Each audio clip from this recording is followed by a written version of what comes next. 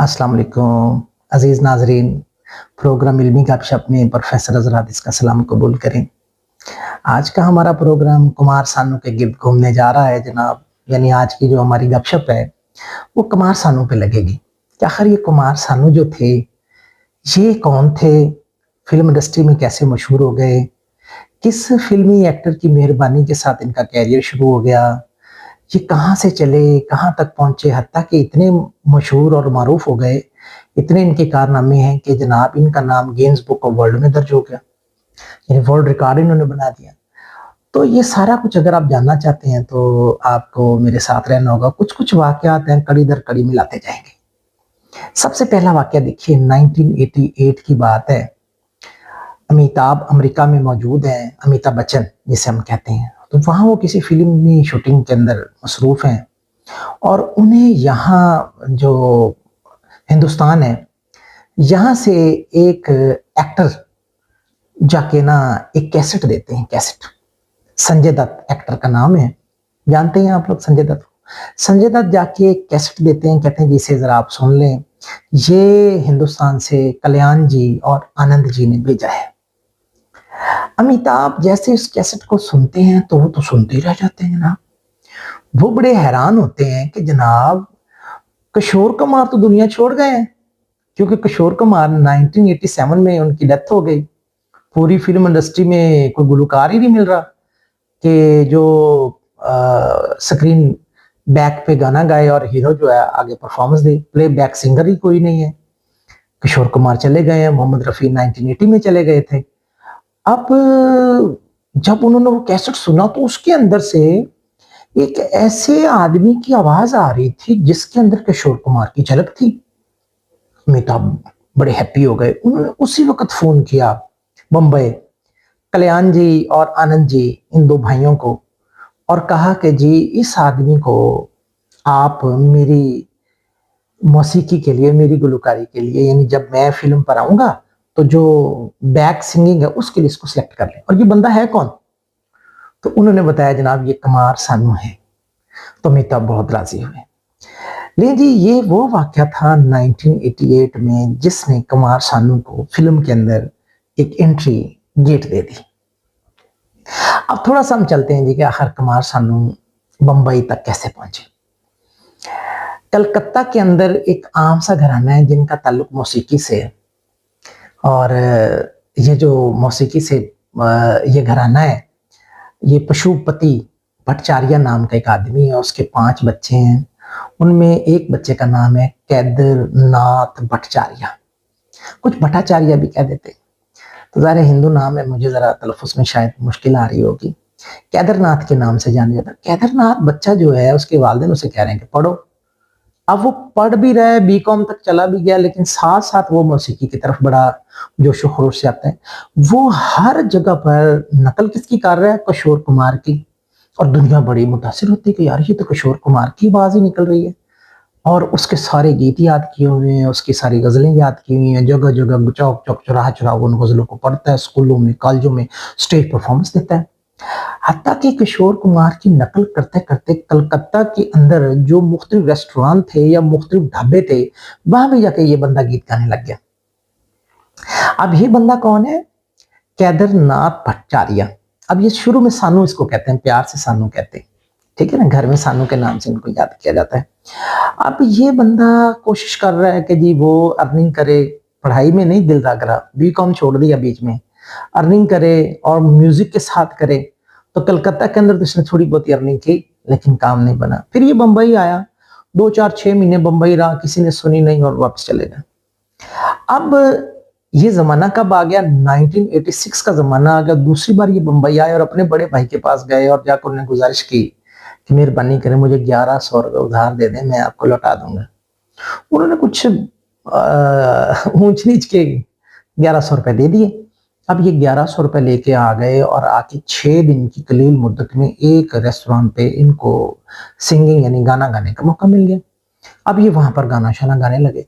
किसी ने आकर बताया कि जनाब एक रेस्ट हाउस है, वहाँ कुछ बड़े लोग आए हुए हैं और उनमें एक और गज़ल-गो भी आया हुआ है, तो आपको वहाँ जाना चाहिए। जब ये उधर पहुँचे रेस्ट हाउस पे तो वहाँ जगजीत सिंह आए हुए थे। इन्होंने जगजीत के सामने जब गाना गाया तो जगजीत को ये बड़े पसंद आ गए। अब जगजीत की और इनकी शादी हो गई। अब जगजीत ने कहा कि मैं आपको फिल्म इंडस्ट्री में मुतारफ करवाने के लिए ले जाऊंगा। अब जगजीत इनको लेकर जब आए तो आके पता है किनसे मिलवाया? इन दो भाइयों से, जिसका नाम है कल्याण जी और आनंद जी। फिल्मी दुनिया को जानने वाला, ये मौसीकी से ताल्लुक रखने वाले सारे लोग जानते हैं कि कल्याण जी और आनंद जी कमाल के मौसीकार थे। हिंदुस्तान की कई फिल्मों की मौसीकी इन्होंने तरतीब दी है। अब ये कल्याण जी और आनंद जी के पास जब पहुंचे तो कल्याण जी और आनंद जी दोनों एक मसले का शिकार थे। मसला ये था कि उन दिनों एक फिल्म बन रही थी, फिल्म जादूगर, और फिल्म जादूगर से थोड़ा अर्सा पहले किशोर कुमार फौत हो गए थे। अब मसला ये था कि फिल्म जादूगर का जो हीरो था अमिताभ बच्चन, अब उस पर किसकी आवाज फिल्म आई जाए, बंदा ही नहीं मिल रहा। शबीर कुमार से बात की, उसने कहा वक्त नहीं है। मोहम्मद अजीज गुलकार थे, उनसे बात की, उन्होंने कहा वक्त नहीं है। अब अमिताभ बच्चन भी परेशान है, और अमिताभ बच्चन की इस फिल्म की हदायतकारी या प्रोड्यूसर जिसे हम कह सकते हैं, प्रोड्यूसर भी जाहिर साथ साथ ही होते हैं, प्रोड्यूसर प्रकाश मेहरा, हदायतकार भी प्रकाश मेहरा थे, वो भी परेशान है। हालांकि ये प्रकाश मेहरा और अमिताभ का बड़ा गहरा ताल्लुक, और इस फिल्म को लेके दोनों के दरमियान में कुछ ऊंच नीच का भी शायबा पैदा होने लगा। ये प्रकाश मेहरा वही हैं जिन्होंने अमिताभ बच्चन को 1970 में एक फिल्म जंजीर के अंदर बतौर हीरो लेके आए थे, और अमिताभ को सिर्फ ₹1 मुआवजा दिया था। और वही फिल्म जब हिट हुई तो फिर तो अमिताभ अपने फिल्मों की लाइन ही लगा दी जनाब। अब इसी प्रकाश मेहरा की ये फिल्म है, फिल्म जादूगर, जिसके मौसीकी को तरतीब देने वाले हैं कल्याण जी और आनंद जी, और उसके लिए गुलकार नहीं मिल रहा क्योंकि किशोर कुमार जा चुके हैं, मोहम्मद रफी उससे भी पहले जा चुके हैं, शबीर कुमार वक्त नहीं दे रहे, अजीज वक्त नहीं दे रहे। तो फिर इस बंदे की, किस बंदे की, जो केदारनाथ भट्टाचार्य है, जिसे कौन लेके आए, जगजीत सिंह, किसके पास, कल्याण जी और आनंद जी के पास, और आकर कहा कि जनाब इस बंदे से गवा के देखें। जब उन्होंने सुना तो वो तो बड़े मुतमिन हुए।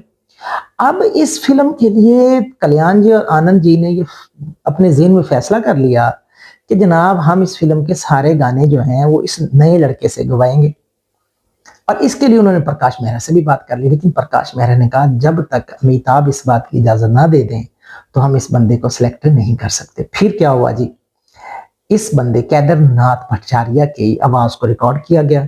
रिकॉर्ड करके जो शख्स अमेरिका में जा रहे थे, संजय दत्त जा रहे थे अमेरिका, तो उनको वो कैसेट दिया गया और कैसेट रवाना किया गया। और वो कैसेट जब वहां पर सुना अमिताभ ने, तो उन्होंने फोन किया और कहा जी बंदा कौन है। तो फिर इनका नाम था तवील, केदारनाथ भट्टाचार्य। तो फिर उस वक्त प्रकाश मेहरा, जगजीत, कल्याण जी, आनंद जी ने कहा कि भाई को नाम तो छोटा रखो, ये क्या इतना बड़ा नाम रखा है। तो इन्होंने कहा जी मैं मेरा नाम घर में सानू है, तो मैं किशोर कुमार से बड़ा मुतासिर हूं। तो यूं इनका नाम किशोर कुमार का कुमार लेके साथ सानू लगा दिया, और नाम क्या पड़ गया, कुमार सानू। नाजरीन, ये देखें कैसे एक मामला चला और क्या मामलात हुए। अब देखें जी, उस वक्त जो मूवी थी जादूगर, जिसके लिए इन्होंने गाने गाए, वो जादूगर मूवी तो ना चल सकी इतनी ज्यादा, लेकिन इनकी वॉइस और इनकी अदायगी जो है ना, वो एक और शख्स ने, गुलशन कुमार ने देख ली। और गुलशन कुमार ने अपनी म्यूजिक की जो सीरीज जारी करते थे उसके लिए उन्होंने इन्हें कुमार सानू को सिलेक्ट कर लिया। और कुमार सानू को सिलेक्ट करने के बाद उन्होंने इनसे बहुत सारे गीत गवा दिए। अब जो गीत ये गा रहे थे तो धीरे धीरे जो है ये मारूफ होने लगे, हत्ता कि फिल्म आशिकी जब बनी तो उसके तो फिर सारे गीत ही मशहूर हो गए। उसमें वो मशहूर गीत है नजर के सामने, जिगर के पार, और एक और है अब तेरे बिन जी लेंगे हम, मशहूर गाना है, बड़ा फेम हुआ। धीरे धीरे मेरी जिंदगी में आना, ये भी बड़ा ही मशहूर हुआ था। मैं दुनिया भुला दूंगा तेरी चाहत में, ये तो फिर कमाल हो गया जी। इस गाने ने तो फिर क्या किया कि कुमार सानू को बहुत ही बुलंदियों पर ले गए। कुमार सानू अब इतने फेम हो गए और सारी की सारी फिल्मों में वही गाने गाने लगे। हत्ता कि एक दिन में इन्होंने 28 गाने रिकॉर्ड करवाए। अब ये जो 28 गाने रिकॉर्ड करवा दिए ना जनाब, ये वर्ल्ड रिकॉर्ड है, जिसकी वजह से इनका नाम जो है वो दुनिया की मशहूर किताब में दर्ज कर दिया गया, जहां अनोखे काम करने वालों के नाम तहरीर किए जाते हैं। नाजरीन, आपने सुना कि आज हमने आपको एक आम सा शख्स जो जिसका नाम केदारनाथ भट्टाचार्य था, उसके कुमार सानू बनने का पूरा वाकया सुनाया और फिर हमने आपको बताया कि अमिताभ और प्रकाश मेहरा का क्या मामला था। कल्याण जी, आनंद जी के बारे में भी हमने आपसे डिस्कस किया, जगजीत सिंह कैसे दोस्ती निभाते हुए उन्हें वहां तक ले आए। तो ये सारी कहानी थी जनाब कुमार सानू की।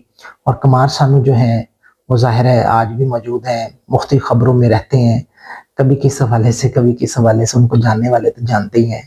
बहरहाल ऐसी और मालूमात के साथ आपकी खिदमत में हाजिर होते रहेंगे। अगले प्रोग्राम तक के लिए इजाज़त दीजिए। अल्लाह हाफिज़।